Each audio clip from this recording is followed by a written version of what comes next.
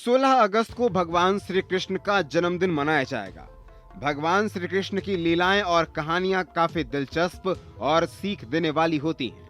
उनके हजारों लीलाएं और कहानियों में से एक कहानी है सत्यजीत की।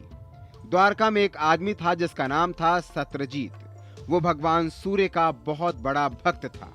उसकी भक्ति से खुश होकर सूर्य देव ने उसे एक खास मणि दी थी जिसका नाम था स्यमंतक मणि। ये मणि कोई साधारण चीज नहीं थी, इसमें एक अद्भुत शक्ति थी। ये रोज 20 तोला सोना देती थी। एक दिन भगवान श्री कृष्ण ने सत्यजीत से कहा, देखो सत्यजीत, अगर ये मणि तुम राजकोष में दे देते हो तो इससे जो सोना मिलेगा उससे राज्य की प्रजा का भला होगा, लोगों की देखभाल और विकास के काम में इसका इस्तेमाल हो सकेगा। लेकिन सत्यजीत ने मणि देने से साफ मना कर दिया। कुछ दिन बाद सत्यजीत का भाई प्रसन्नजीत चुपके से वो मणि लेकर भाग गया। मणि के लालच में वो जंगल तक जा पहुंचा, लेकिन वहां एक भयंकर शेर ने उस पर हमला कर दिया और उसे मार डाला।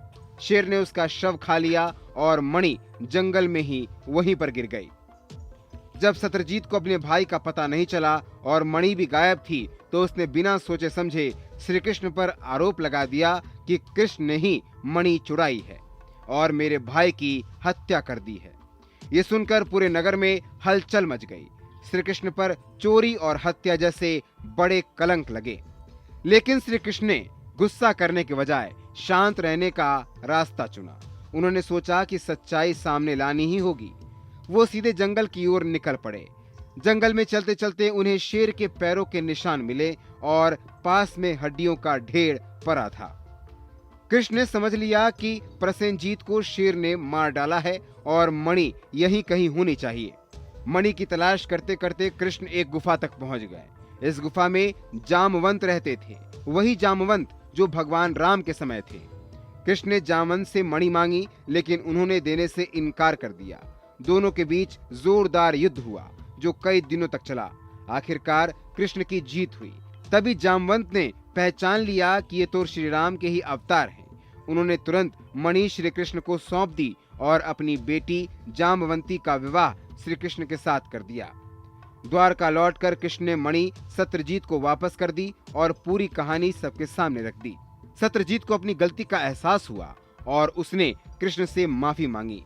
इस कहानी से हमें यह सीखने को मिलता है कि अगर हमारे ऊपर कभी भी झूठे आरोप लगे तो हमें गुस्से में कोई गलत कदम नहीं उठाना चाहिए। धैर्य से काम ले, सच्चाई सामने लाएं और बिना शोर शराबे के अपना नाम साफ करें। इस वीडियो में दी गई जानकारी केवल पौराणिक मान्यताओं, धार्मिक विश्वासों और ज्योतिषीय तथ्यों पर आधारित है। स्तुति इनकी पुष्टि नहीं करता। किसी भी उपाय को अपनाने से पहले संबंधित विशेषज्ञ से सलाह जरूर लें।